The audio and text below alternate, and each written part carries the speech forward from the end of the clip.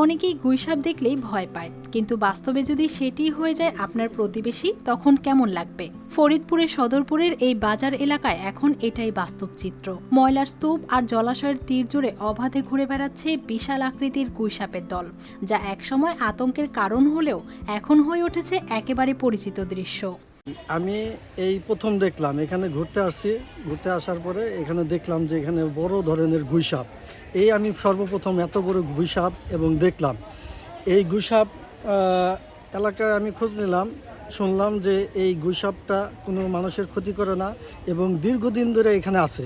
বাজার সংলগ্ন এই এলাকায় গড়ে উঠেছে গুইসাপের বড় একটি বসতি। প্রায় 2 শতাধিক গুইসাপ একসঙ্গে এখানে বসবাস করছে। এখানে প্রায় আপনার 200-250 পিস ঘুরে লবে, অথবা দেখা গেছে এক একটা আপনার 10 কেজি থেকে প্রায় 1 মণ 1.5 মণ পর্যন্ত আছে আর কি, বুঝছেন। তবে এই জায়গাটা এইভাবে নোংরাভাবে রয়েছে দীর্ঘদিন, প্রায় 30 বছর ধরে। মানে এটা পরিচালনা করে না সরকারের পক্ষ থেকে অথবা পাবলিক করে না। কালার এক্সপার্ট ডার্ক স্যাপ এবং মাইল্ড অন হ্যান্ডস টেকনোলজি সমৃদ্ধ অরিক্স অ্যাডভান্স ডিটারজেন্ট পাউডার আপনার লন্ড্রি এক্সপার্ট। বাজার থেকে ফেলে দেওয়া পচা মাছ, মরা মুরগি বা পশুর উচ্ছিষ্টই তাদের খাবার। ফলে এই প্রাণীগুলো এক অর্থে এলাকার ময়লা পরিষ্কার রাখার কাজও করছে। আমাদের এখানে যে গুইসাপগুলি আছে, এগুলিতে এই গরুর হাড় মাংসগুলি এগুলি ফেলায়, ওগুলি খেয়ে ফেলায়। এবং কিছু মুরগি আছে, মরা মুরগি, নাড়ি ভুড়ি ফেলায়, এগুলি খায়। খাইয়ে দেয়, কোনো ক্ষয়ক্ষতি করে না। ওরা খায় আর ঘুমায় থাকে, খেলে বেড়ে এখানে, কোনো মানুষের ক্ষতি করে না।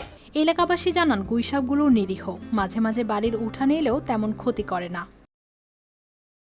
ঘুরেল আমাদের বাড়িতে আসে, আমাদের উঠানে আসে, ঘুরেল আমাদের কিছু বলেও না, আমরাও ঘুরেদের কিছু বলে না। আমরা ঘুরেল আমাদের কামড় দেয় না, আমরা ভয়ও পাই না। তবে সতর্কতার কথাও রয়েছে। গুইসাপ বিষধর না হলেও শরীরে থাকা ব্যাকটেরিয়ার কারণে কামড় বা আঘাত পেলে সংক্রমণ হতে পারে।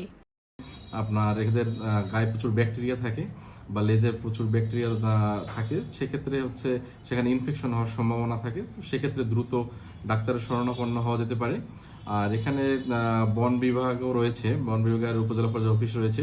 যেহেতু বন্যপ্রাণী, আমরা আমাদের উপজেলা নির্বাহী অফিসার মহোদয়ের সাথে কথা বলি এবং বন বিভাগের কী কার্যক্রম রয়েছে আমরা সেটি জানার চেষ্টা করব এবং এদের ব্যাপারে কি করা যায় আমরা সেটা ইউনো মহোদয়ের সাথে পরামর্শ করবে, বন বিভাগের সাথে পরামর্শক্রমে আমরা সেটি ব্যবস্থা নিব।